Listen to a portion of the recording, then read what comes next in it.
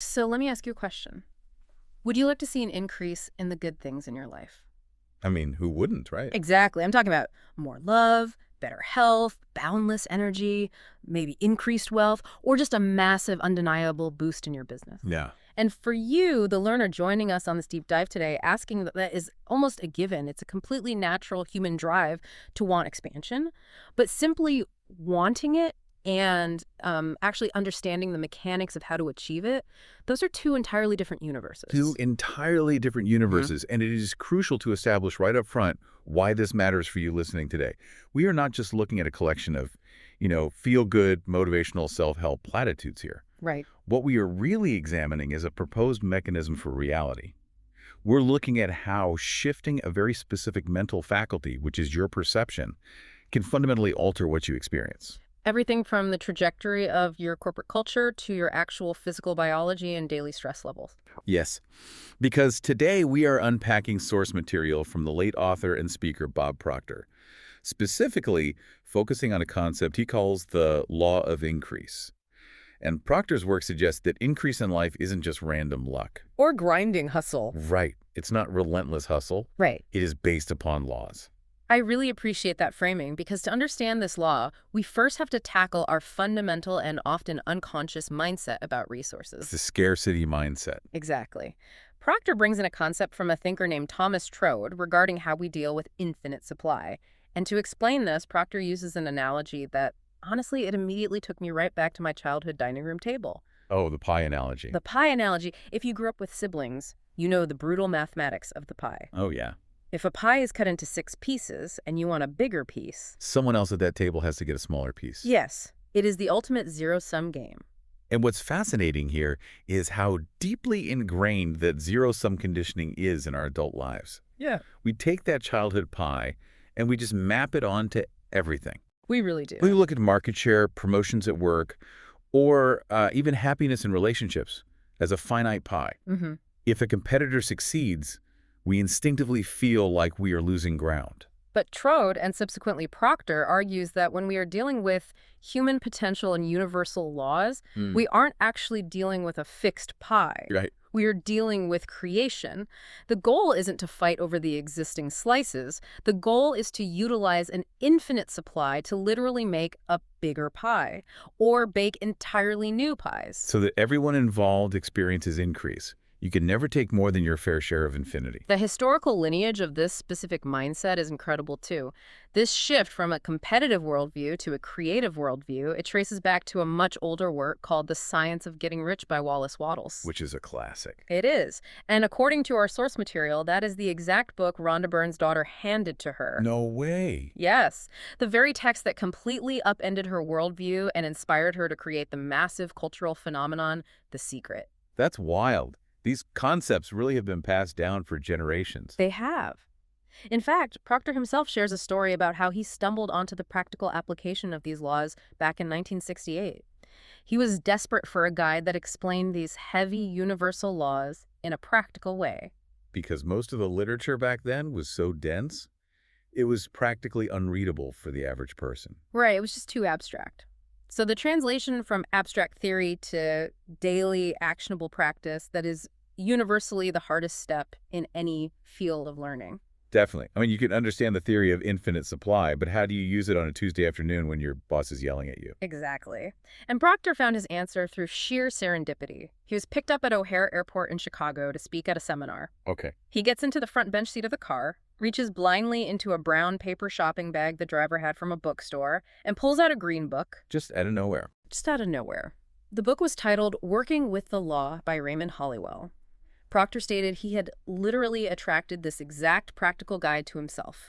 He took the book right then and there. And if we connect this to the bigger picture, the entire goal of our deep dive today is to serve that exact same function for you, the learner. Yes. We want to take these abstract laws of the universe and distill them down into a mechanism you can actually use when you log into work or walk out your front door today.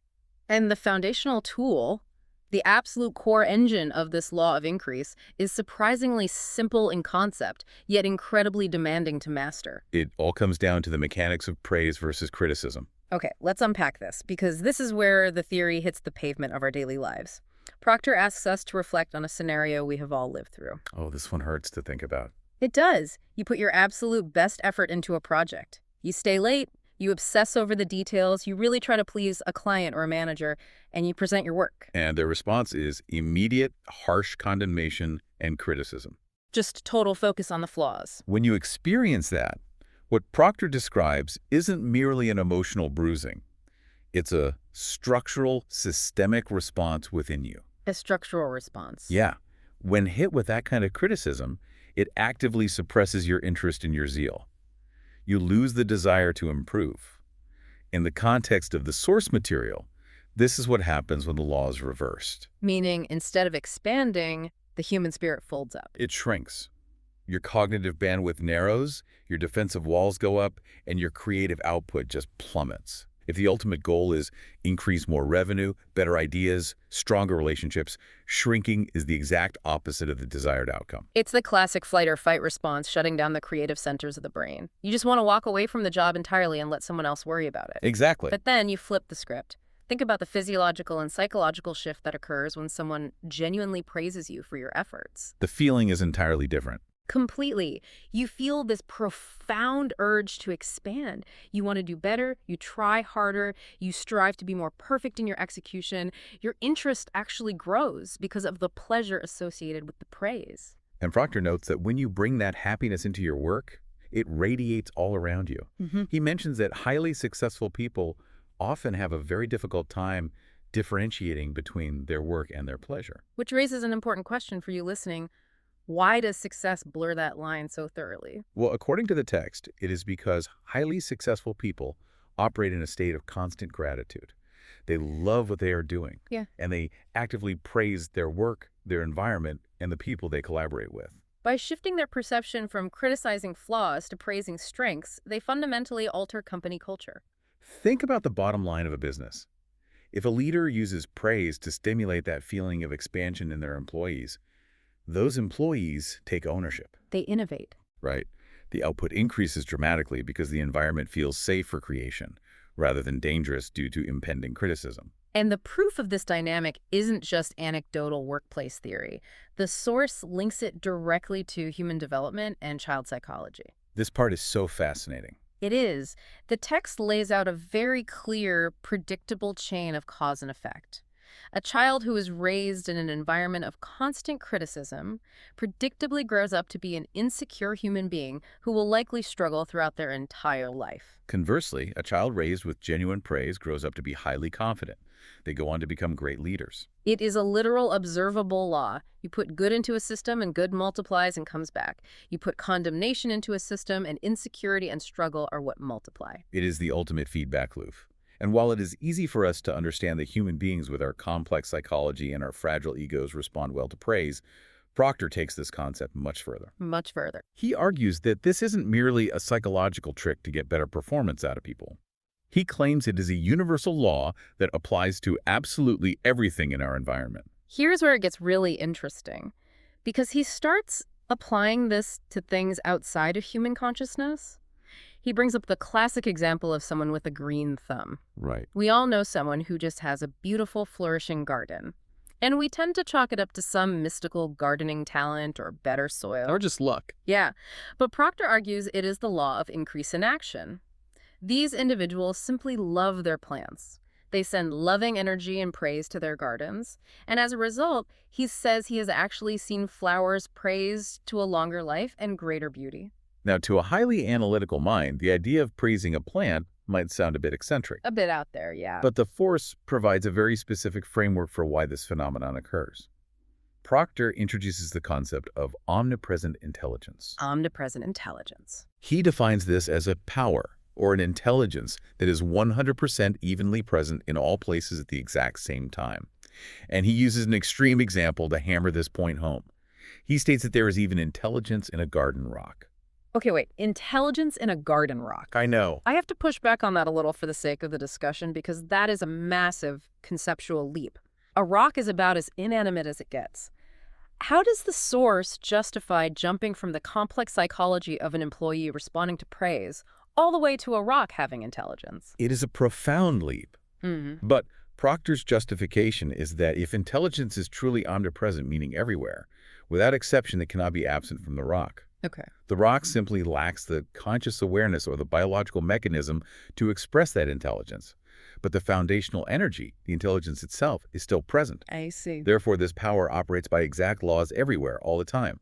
The logical conclusion of his premise is that if the law of praise works on human beings, it must logically work on plants, animals, and all forms of matter. For you, the learner, who might still be skeptical of a rock having intelligence, let's translate this into a psychological reality. Good idea. Even if you completely disregard the metaphysical idea of the rock, the practical mechanism is undeniable. By actively seeking out the good in your environment, whether it's your garden, your office, or your commute, you are fundamentally changing your brain's reticular activating system. Yes. You're training your brain to filter the world for opportunities and assets rather than threats and roadblocks. Proctor claims it has been proven that a failing business can literally be praised into success. Which sounds like magic, but think about how that works in practice. Exactly. Yeah. You aren't just magically beaming good thoughts at a spreadsheet. You are shifting the entire focus of the organization toward what is working, which breeds confidence, which leads to better decisions, which ultimately saves the business. You are shifting the underlying state of the situation. In the source material, Proctor frequently uses the word vibration. To demystify that term, we can look at it as your baseline physiological and mental state. Your state of... Right. If you are constantly looking for flaws, your vibration is defensive, cynical, and closed off.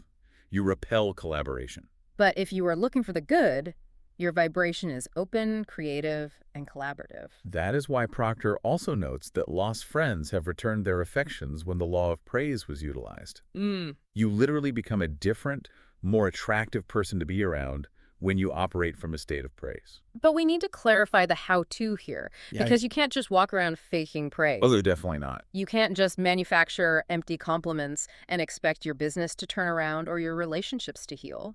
People smell inauthenticity a mile away. They really do. The source is uncompromising on this. To genuinely praise something, you have to actively use one of your higher creative faculties, which is your perception. This is a critical distinction. Perception is not just passively opening your eyes and seeing what happens to be in front of you. Right. It is an active, aggressive hunt for the good. If you are going to praise an underperforming employee, a failing project, or even a struggling plant, you first have to consciously look for something they're doing well. You have to find the good in it, however small. Praise changes your observation. It changes your entire outlook on life. In the past, you might have been in the habit of seeking out your own weaknesses or highlighting the shortcomings of everyone around you. But if you use your faculty of perception to seek the good, you see a completely different reality. And if you choose the opposite, what if you actively use your perception to look for the bad? The text warns that if you look for the bad, you are not going to be able to praise it, you will inevitably criticize it, you will condemn it, and ultimately you will just end up feeling sorry for yourself. You'll put yourself in that terrible, closed-off vibration we just talked about. Exactly. You have to use your perception to find the good so that it becomes natural and easy to praise it and be grateful for it. This brings us to the application phase. We have covered the theory of the infinite pie, the structural damage of criticism versus the expansion of praise, the concept of omnipresent intelligence, and the active tool of perception. That is a lot of ground. It is. But to translate all of this theory into concrete action, the text notes there is a strict prerequisite. To receive this increase in your life, you must be open and you must be relaxed. You cannot force this in a state of tension or desperation. So what does this all mean for your daily routine? It means you have to start by praising what you currently have right now, being genuinely grateful for your current source of supply, even if your current job is frustrating or your current bank account is lower than you want. That is the mechanism that opens the door to see greater good arriving. You cannot hate your current situation and expect to attract a better one because you are operating from a state of condemnation. And if you are wondering if this philosophical shift actually yields tangible, real-world results, Proctor offers his own life as the ultimate proof of concept. Yes, he does. He stated flat out that applying this exact principle, actively enjoying what he does, using his perception to praise the people he works with, and sharing this information helped him earn millions of dollars. Incredible. It helped him build a massive global business that impacted countless lives, and it attracted an enormous abundance of friends to him from all over the world. He isn't just theorizing about infinite supply. He is reporting his own audited results. But those results rely on a continuous momentum. You can't just do this once and expect a lifetime of increase. The energy of this law requires a very specific flow. As Proctor vividly describes it. The energy must flow to me, to you, through you. I love that phrasing. To me, through me, to you, because it implies you cannot bottleneck the process. Bottlenecking the process is the death of increase. Yeah. You cannot hoard the good. If you discover something valuable, like a new piece of knowledge, a great financial strategy, or even just a genuine compliment for a coworker, you must extend it. You have to share it willingly. And equally important, you must receive it graciously from others. The zero-sum mindset tells you to guard your secrets and hoard your resources. The creation mindset understands that the law of increase isn't a stagnant pool. It is a moving current. The more you let flow through you, the more capacity you build to receive. It really is a complete paradigm shift. Let's quickly recap the journey we've been on today because we have covered some profound ground. We really have. We started by moving away from that limited childhood pie of scarcity, realizing that we are dealing with infinite creation where a rising tide truly lifts all boats. We learned that criticism isn't just mean, it causes human potential to structurally shrink and fold up. While praise triggers a biological and psychological expansion, driving a desire for perfection. We also unpacked the idea of omnipresent intelligence, discovering that this law applies to our entire environment. And we established that whether you view that metaphysically or purely psychologically, the requirement is the same. You must actively use your creative faculty of perception to hunt for the good, thereby changing your vibrations, your baseline state from defensive to open. Exactly. You have to actively find the good in your challenging coworkers, in your stalled projects, and in your daily routines to stimulate that law of increase. It is a fundamental rewiring of how you navigate your day, moving from a critic to a creator. Which brings us to a final, lingering thought for you to carry forward today. Let's hear it. If intelligence truly is omnipresent, as the text claims, and everything from a struggling business to the literal environment around us responds to our perception, Right. then the reality we experience every day is simply a mirror of what we choose to praise or condemn. Think about an area of your life that feels entirely stuck right now. Maybe it is a strained relationship, a stagnant career path, or a personal goal that just feels impossible. What might happen to that specific situation if, starting today, you completely stopped analyzing its flaws and actively used your perception to hunt for just one thing to praise within it? Just one thing. That is such a powerful challenge to leave you with. We want to warmly thank you, the learner, for joining us on this deep dive. We hope you take that challenge to heart, experiment with the mechanics of praise in your own life, keep seeking out the good, and as always, stay curious.